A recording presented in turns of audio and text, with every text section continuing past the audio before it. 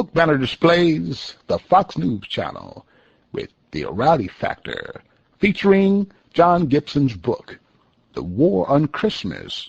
Here's a comment from Mr. Bill O'Reilly. See, I think it's all part of the secular progressive agenda to get Christianity and spirituality and Judaism out of the public square.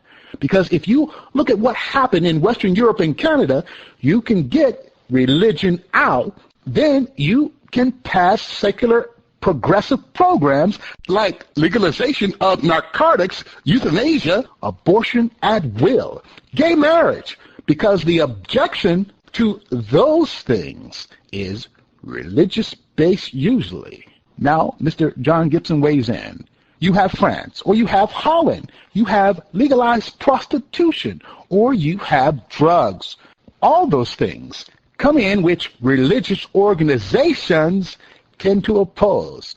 Once you start taking out even the secular symbols of religious holidays, Christmas trees, Santas, so forth, refuse to use the word Christmas, you can shove this religious stuff indoors, out of sight.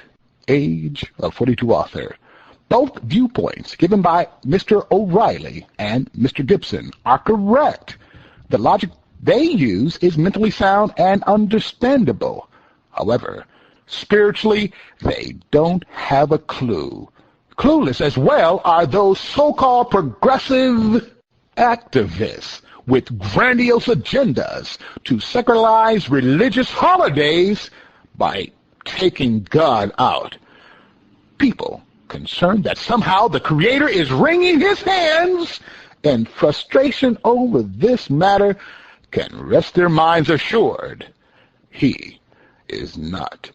Stop using empty, trite statements such as, "We need to put Christ back in Christmas," because the true God was never in Christmas. Now, to those who want all references of God taken out of everything, your wicked, political correct foolishness fools no one. As you circle about like progressive wolves pretending to be Christ-like, your phony false ways dress you up clearly in fake sheep's clothing. No one in their spiritual right mind should ever believe that Christ cares about Christmas. Again, this is a stupid, senseless dilemma because he was never in it in the first place. The eternal is real and true. He will never have anything to do with fake and phony falsehoods. Both groups are deceived, tugging on a rope which neither end connected to God. Please understand, since all pagan days of celebration have no connection to Christ, true students, Christ-like individuals, should be striving to do just that, be like Christ. The first disciples, students of God, never practiced this paganism, nor did others centuries after Christ's death. Even Paul said, verse 1, "Follow my example as I follow the example of Christ." 1 Corinthians chapter 11, verse 1, New International Version. Following the ways of the eternal, the creator of the earth, is everything. We must deny ourselves the pagan ways of men and follow Christ. Losing our lives for Christ in terms of denying ourselves the pagan ways of this world is how we find it. Jesus said to his disciples, verse 24, "If anyone would come after me, he must deny himself and take up his cross and follow me." Verse 25, "For whoever wants to save his life will lose it, but whoever loses his life for me will find it." Matthew chapter 16, verse 24 to 25, New International Version. That's right. You might miss out on some things, a Christmas sweater here and there, as the author Glenn Beck sincerely and passionately describes his book, Christmas sweater. His book is based on a deeply personal true story. The Christmas sweater is a warm and poignant tale of family, faith, and forgiveness that offers us a glimpse of our own lives, but also making us question if we really know what's most important in them. GlennBeck.com. Age of 42 author. Now I say unto you, Mr. Glenn Beck, what's most important is knowing and living the truth. Only the truth can set you free from what is wrong to what is right, and from darkness to light. Now, Christ is the light. When following Christ, we must leave the darkness. The Almighty commands, verse 46, I have come into the world as a light, so that no one who believes in me should stay in darkness. John chapter 12, verse 46, New International Version. Rest, meditate and reflect. 30. Selah. Think on this. Question.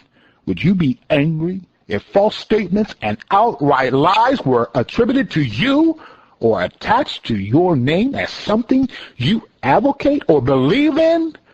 Warning from the Eternal. Verse 14. Then the Lord said to me, the prophets are prophesying lies in my name.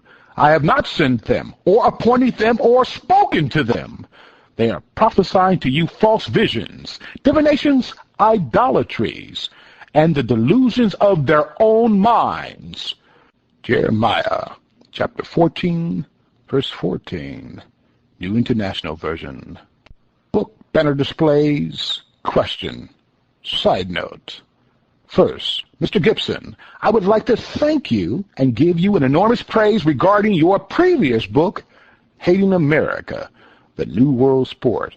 I've been able to glean a good deal of informative material from your book, and also the documentary bearing the same title, which aired on Fox News. Both were insightful and alarming, powerful packages of information regarding your new book on Christmas. My question to you is, how would you like for someone to take your prominent name, John Gibson, and conspicuously display it on some whorehouse or any establishment of ill repute? Would this please you in any way?